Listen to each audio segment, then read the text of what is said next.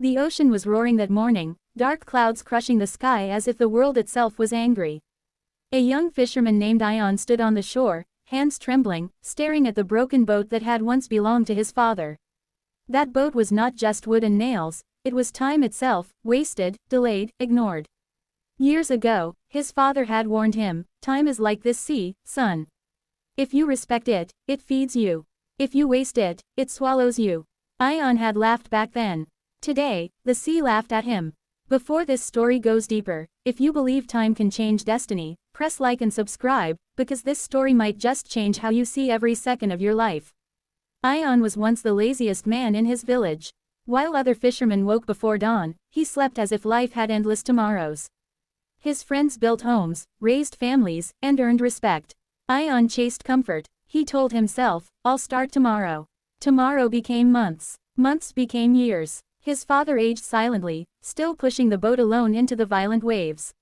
One stormy evening, the sea returned the boat without his father. The villagers said it was fate.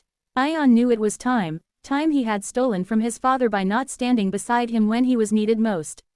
That night, hatred was born inside Ion, not for the sea, but for his own wasted life. With debt on his head, hunger in his home, and shame in his heart, Ion stepped into the same cursed boat. The villagers mocked him. The lazy boy thinks he's a fisherman now. Their laughter burned more than hunger. The first months were brutal. Storms tore his nets, fish escaped his hands, and failure followed him like a shadow. Many nights he returned empty-handed, collapsing beside his mother with tears that tasted like salt and regret. He cursed time, fate, luck, everything except himself. And yet, each sunrise forced him back into the sea. One night, exhausted and broken, he met an old fisherman with eyes like deep water. The old man watched Ion struggle and said, "You don't lack strength. You lack respect for time. You come late to the sea, and you leave early. Time doesn't forgive latecomers." Those words struck Ion like thunder. That night, he didn't sleep. Before dawn, before the stars even faded, he pushed the boat alone into the black water. His body screamed with fatigue, but his hatred for his old self screamed louder. Days turned into weeks, weeks into months. Slowly, fish returned to his nets. Slowly, his arms hardened, his mind sharpened. He learned the moods of the sea, the language of the wind, the discipline of time. While others slept, he worked. While others celebrated, he repaired his boat. The same villagers who once laughed now watched silently. But success didn't come gently.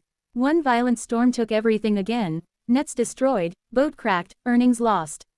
Ion sat in the rain, staring at the wreckage, fists buried in wet sand. The old version of him whispered, "Give up." The new version roared back, "Not this time." He sold his last possessions to rebuild. Hunger became routine, pain became normal, but discipline became his weapon. Every second now had purpose. Slowly, the sea began to reward him. His catches grew larger than anyone in the village. Markets started calling his name. From a broken boat, he bought two. From hunger, he built surplus. From shame, he built respect. And yet, something heavier still remained inside him, the regret of time stolen from his father. Years later, Ion stood as the most respected fisherman on the coast.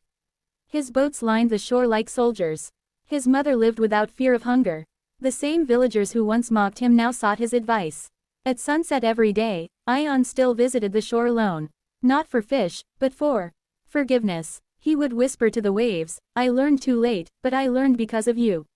One evening, a young lazy boy approached him, the same eyes Ion once had.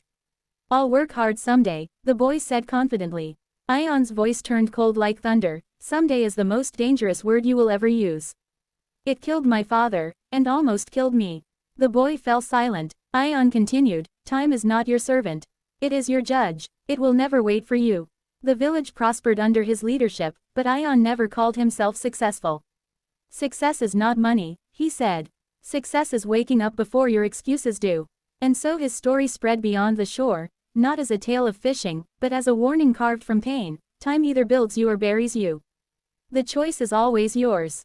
If this story shook something inside you, don't ignore that feeling, share it, like it, and subscribe. Because the next second of your life is already passing, and it will never return.